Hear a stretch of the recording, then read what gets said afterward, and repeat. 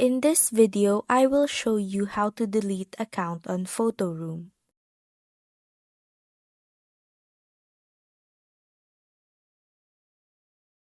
Open the app and tap the Content tab in the bottom right corner.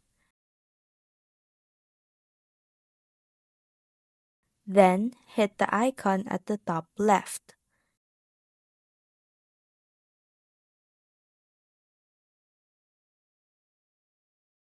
It looks like a little profile circle.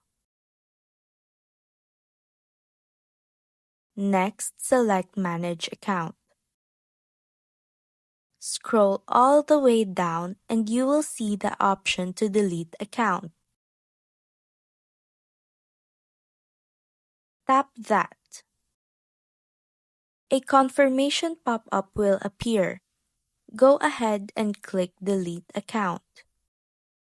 You will then be redirected to one final step, asking if you want to delete your account.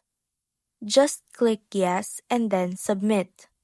Your deletion request will now be processed.